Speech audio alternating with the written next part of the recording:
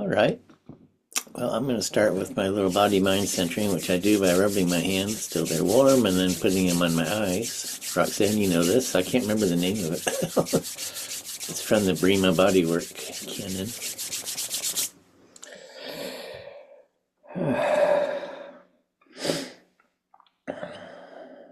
It's called hand warming over the eyes. That's a good title for it, actually. Mhm.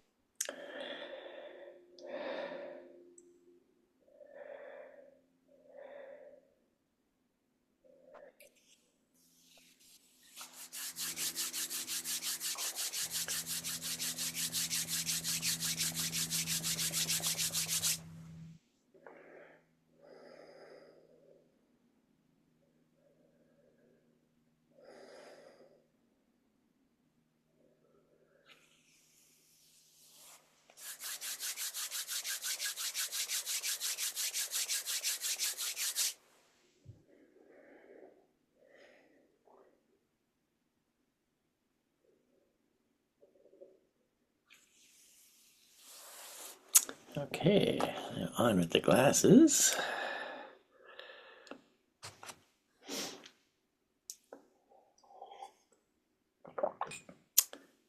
So I like to start with something new, and I did write one the other day. So let's see.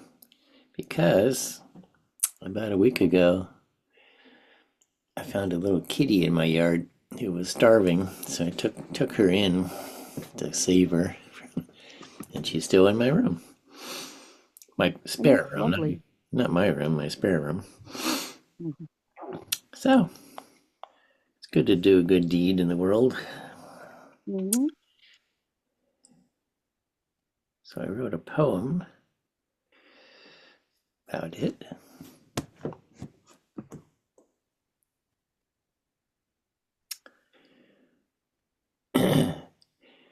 Stepping into my backyard this morning, there's a young cat sitting on my chair.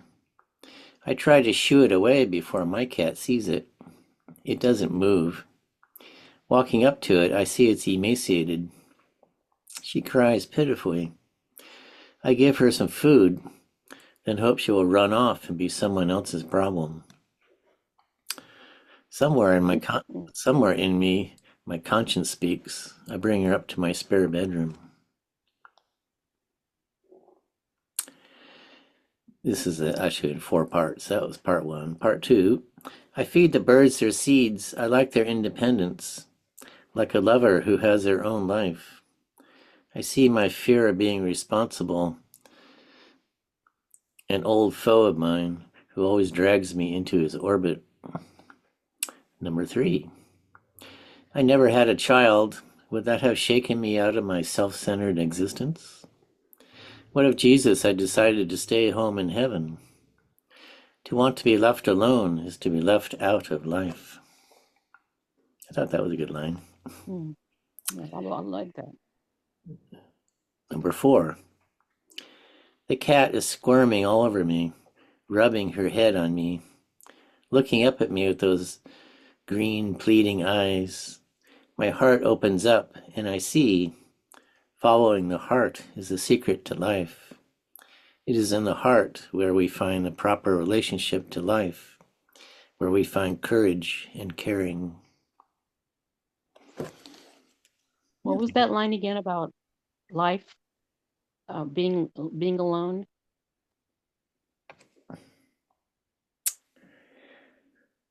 To want to be left alone is to be left out of life. Yeah, that's a great line. Yeah, not bad, huh?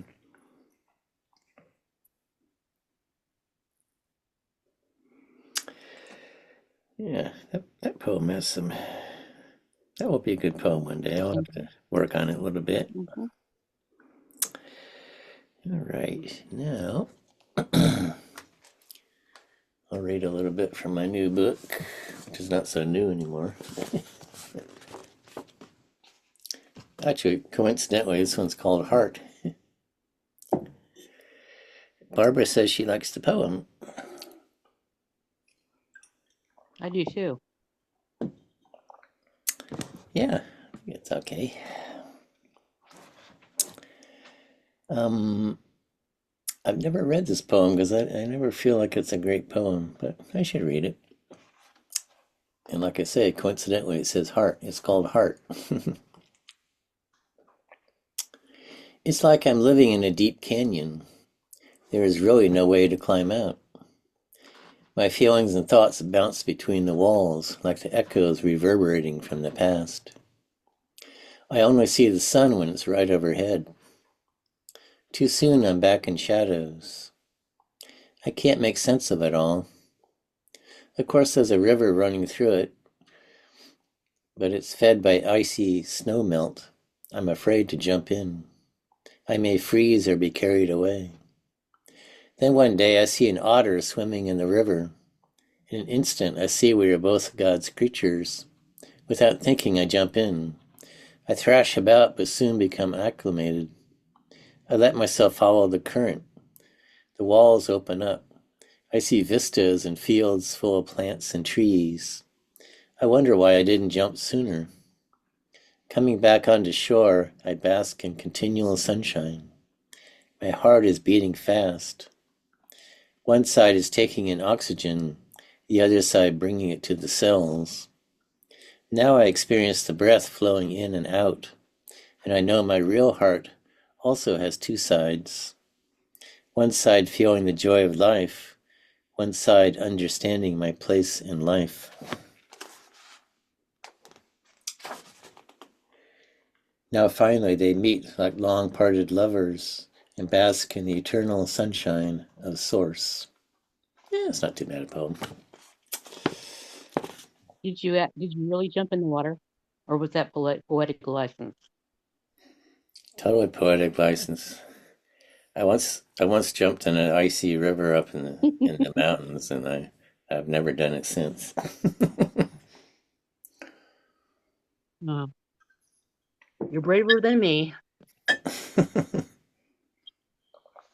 It is interesting how I guess swimmers know this. I'm not much of a swimmer, but you get used to the cold water pretty soon, I guess. I don't know how to swim. Oh, that's funny. I barely swim. I can swim a few strokes. Yeah, I never really learned much.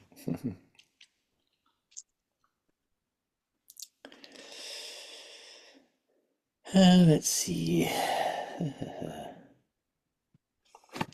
I read that chocolate poem before. Oh, this one I haven't read for a while. Essence. In the salt marshes of Georgia, we see a sea turtle swimming. He is covered with thick algae. We think he might be sick. Of course, we don't know it was a he or not. The next day at the aquarium, a bright-faced girl informs us, no, in fact, they are using it as camouflage. We walk tank to tank. In one, a strange-looking fish with big eyes is staring out from a little cave. In an open tray, a ray is nearly invisible on the sandy bottom. We discover that alligators hide their young in their fearsome jaws. Later, talking to a friend, I see myself hiding behind my mask, afraid to show my scared self. In this case, it would be better to be seen. Yet as I breathe and see this, I realize there is something else I am protecting. Like an oyster, I'm protecting the pearl of my essence until it is strong enough to shine irrepressibly in the sunshine of truth. Lovely. Yeah, some things are worth hiding and some aren't.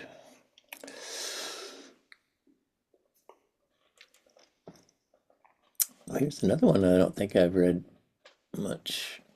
It's called Firm and Gentle, which coincidentally is one of the principles we use in Brahma Bodywork. The other day, a young man shook my hand with such force I winced in pain. I know why he did it. Men are taught to give a firm handshake to show strength. Later that day, my friend gave me a massage. Her touch was not light, but also not forceful. I felt her touch was complete and satisfying, like sunshine on my skin. In the afternoon, it Mm. rained briefly. Near dusk, a rainbow formed, all the colors exactly complementary. Viewing the beauty of nature, I breathe in and out like ocean waves. Harmony with existence, like some angelic music, enters me into a realm of perfect peace. Mm. Okay, well, let's see. Now it's time for Glenda's poem. She wrote this week. Let's see.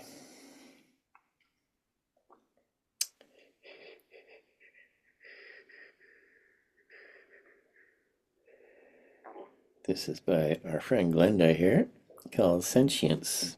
Is that right? Sentience? No, yep. Okay. I don't think I ever knew how to spell sentience.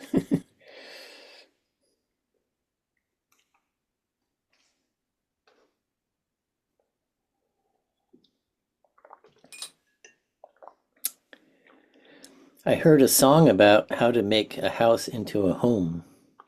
It claimed the answer was to fill it with someone you love. I knew it was written by someone young.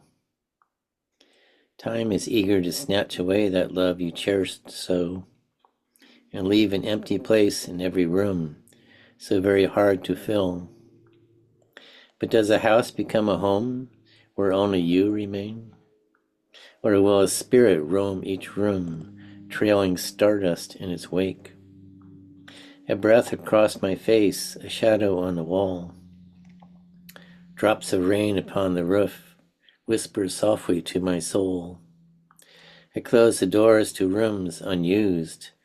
I climb into my chair, cocoon myself in an afghan my mother made for me. Covered in moon dust, I fall into a book. That is my home now, where I am still living. I sip cinnamon tea as the spirits surround me. Reading over my shoulder, they laugh in delight. The words on the page could gift me such a sentience. In a house filled with only one, full of stardust and rain. Hmm. Another beautiful poem. Thank you. Hmm.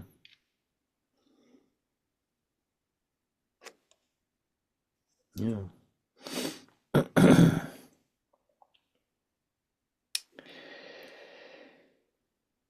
Barbara is saying nice. Thank you, Barbara.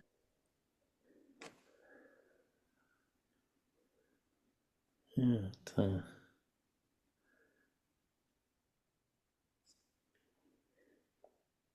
what is YW, Barbara?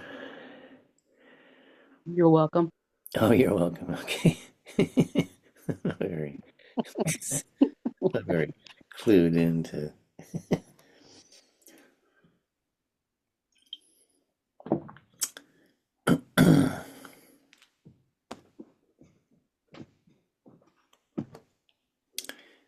When I used to, when I first saw LOL written out, I thought it meant lots of love.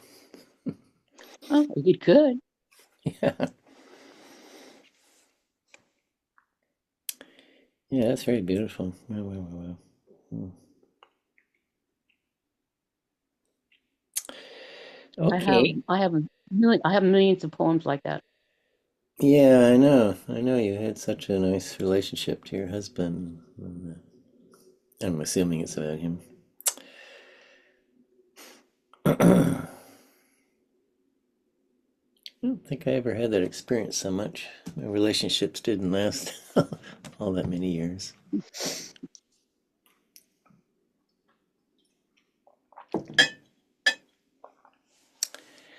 Okay, we got a little bit of time. I'll read some other poems here.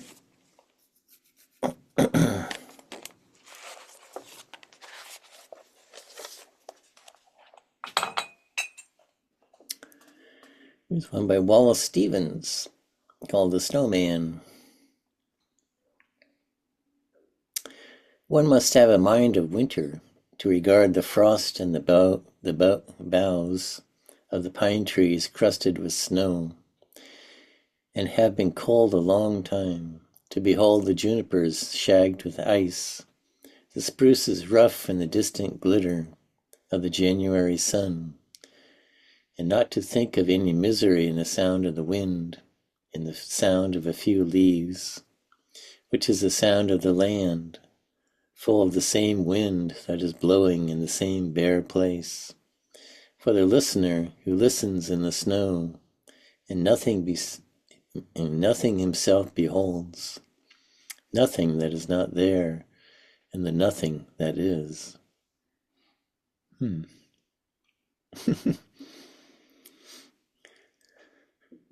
Wallace Stevens always sounds a little abstract to me.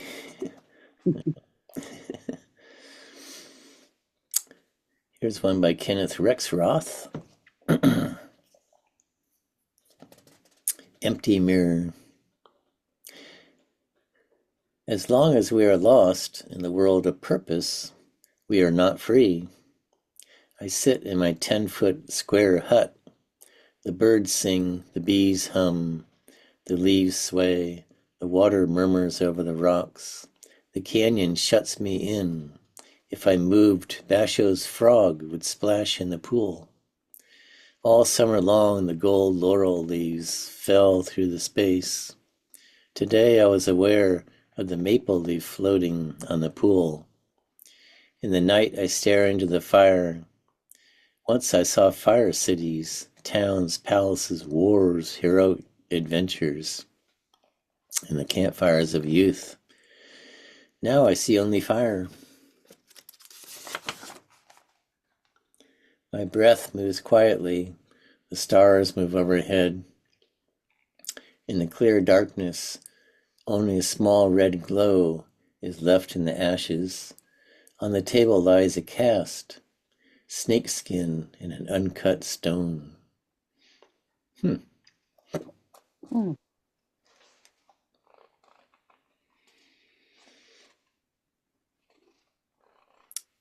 Yeah, I guess we all, when we were young, we looked into fire and saw all kinds of dreams. And now it's just fire. Actually, I see a lot of things when I look at fire. Oh yeah, like Yeah. I don't really have a fireplace. Not that often Well, around. I don't have a fireplace. I look at candles, and the candles like they dance. The flame Um, dances. they do That, dance. Yeah, yeah, Mhm. it's true. Hmm. Maybe I should light candles more. Mm. My daughter says I have too many candles.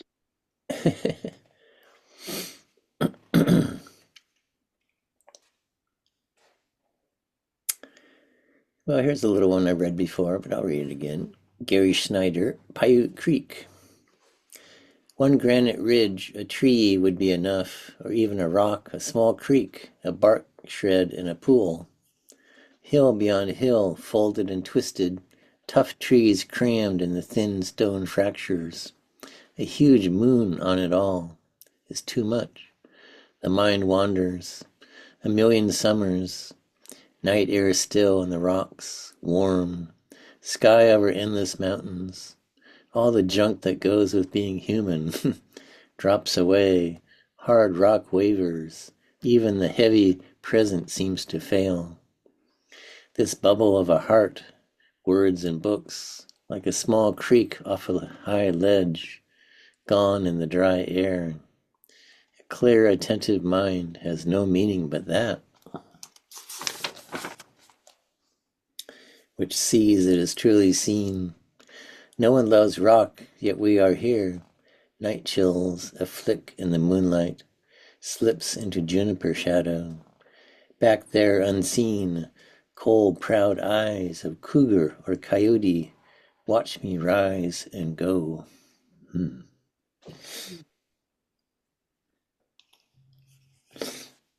I like the way he did that.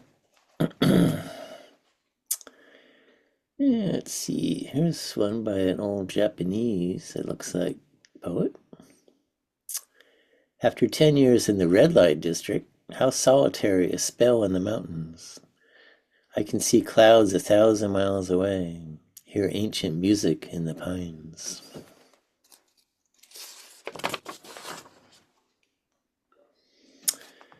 Oh, here's a William Stafford. Listening. My father could hear a little animal step or a moth in the dark against the screen, and every far sound called the listening out into places where the rest of us had never been. More spoke to him from the soft, wild night than came to our porch for us on the wind. We would watch him look up, and his face go keen till the walls of the world flared, widened. My father heard so much that we still stand inviting the quiet by turning the face, waiting for a time when something in the night will touch us too from that other place. Mm.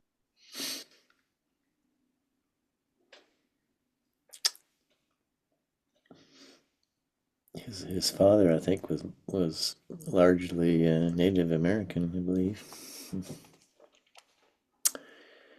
Here's one by Dick Allen. Listening deeply. Listening deeply, sometimes in another you can hear the sound of a hermit sighing as he climbs a mountain trail to reach a waterfall, or a Buddhist nun reciting prayers while the moonlight falls through the window onto an old clay floor. And once in a while, a child rolling a hoop through the alleyways of Tokyo laughing, or a farmer pausing in a rice field to watch geese fly. The thoughts on his lips he doesn't think to say. Mm.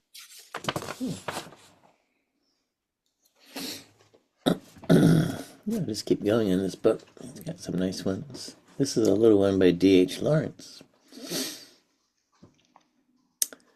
The White Horse. The youth walks up to the white horse to put its halter on, and the horse looks at him in silence. They are so silent, they are in another world.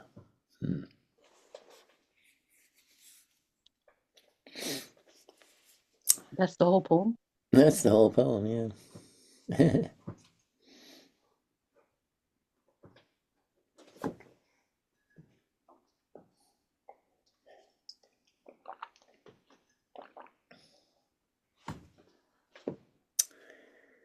Here's one by A.R. Emmons.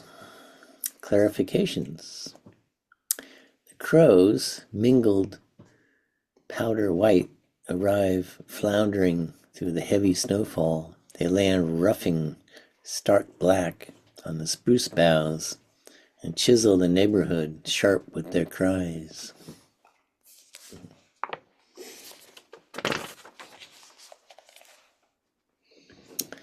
Yeah, I'll just keep going in this book. This is Denise Levertov. Aware. Oh, I like this one. When I found the door, I found the when I found the door, I found the vine leaves speaking among themselves in abundant whispers. My presence made them hush their green breath, embarrassed the way humans stand up, buttoning their jackets, acting as if they were leaving anyway, as if the conversation had ended just before you arrived. I liked the glimpse I had, though, of their obscure gestures. I liked the sound of such private voices. Next time, I'll move like cautious sunlight, open the door by fractions, eavesdrop peacefully. Mm.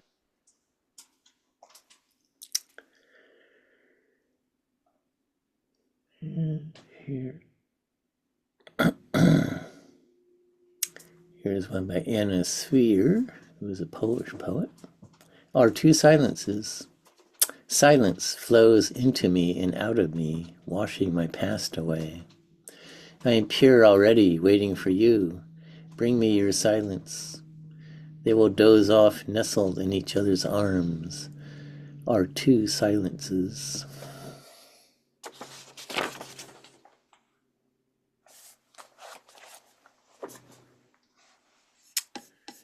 Okay. Maybe one more and then some Mary.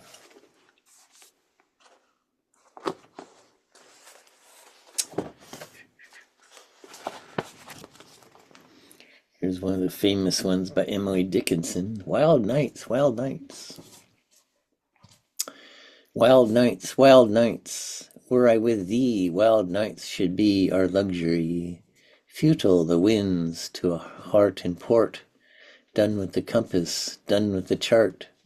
Rowing in Eden, ah, the sea, might I but moor tonight in thee.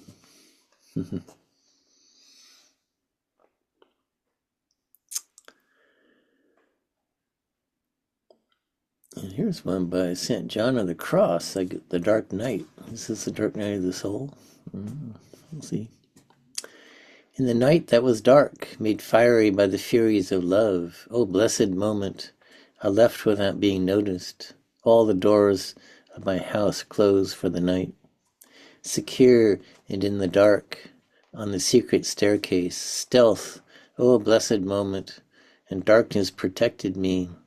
All the doors of my house closed for the night. In the delicious night, in privacy where no one saw me, nor did I see one thing. I had no light or guide, but the fire that burned inside my chest. That fire showed me the way more clearly than the blaze of noon, to where, waiting for me, was the one I knew so well. In that place where no one ever is. O night, sweet guider, O night more marvelous than dawn, O night which joins the lover and the beloved, so that the lover and the beloved change bodies. In my chest full of flowers, flowering wholly and only for him, there he remained sleeping. I cared for him there, and the fan and the high cedars cooled him. The wind played with his hair, and that wind from the high towers struck me on the neck with its sober hand. Sight, taste, touch, hearing stopped. I stood still. I forgot who I was, my face leaning against him. Everything stopped, abandoned me. My worldliness was gone, forgotten, among the white lilies. I didn't know St. John of the Cross was so poetical. Okay. Let's read a couple of Marys and then we'll be finished.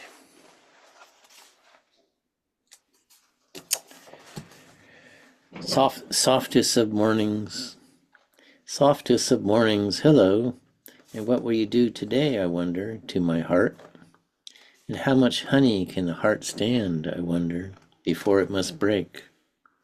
This is trivial or nothing, a snail climbing a trellis of leaves and the blue trumpets of its flowers.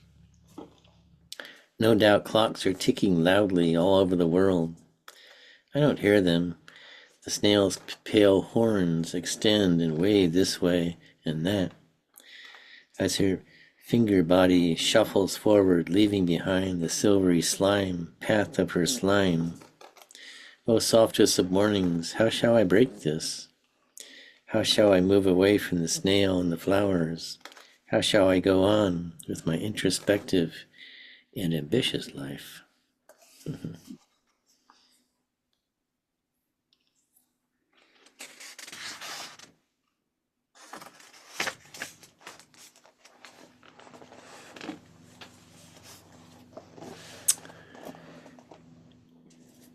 One last one by Mary. Carrying the snake to the garden. In the cellar was the smallest snake I have ever seen. It coiled itself in a corner and watched me with eyes like two little stars set into coal, and a tail that quivered. One step of my foot and it fled like a running shoelace. That's a great line. But a scoop of the wrist and I had it in my hand. I was sorry for the fear, so I hurried upstairs and out the kitchen door to the warm grass and the sunlight from the garden. It turned and turned in my hand, but when I put it down, it didn't move. I thought it was going to flow up my leg and into my pocket. I thought for a moment, as it lifted its face, it was going to sing, and then it was gone. That sounds like a good one to finish on. Thank you, John. Yeah, thank you, Glenda. A lovely poem, and you're listening. And thank you, Roxanne, for coming, and Barbara. Thanks, John. I really related to that same sentence when when we want to be alone, we're excluding life, something along those lines. I Uh-huh. I really related to that. And Glenda, thank you so much for your poem as well. It reminded me I lost my husband, about 10 years ago, and somehow it just was very evocative for me. I'm glad that it moved you. Yes, it did. Thank you. Thank you, guys. Thank you, Roxanne. Thank you, Barbara. Okay. Well, everybody have a good week. Barbara is saying goodbye to everybody. Goodbye, Barbara. And Roxanne is giving us a heart. And okay, I'm going to end it for this week, and I'll see you hopefully next week. All right, Here we bye. go. Bye.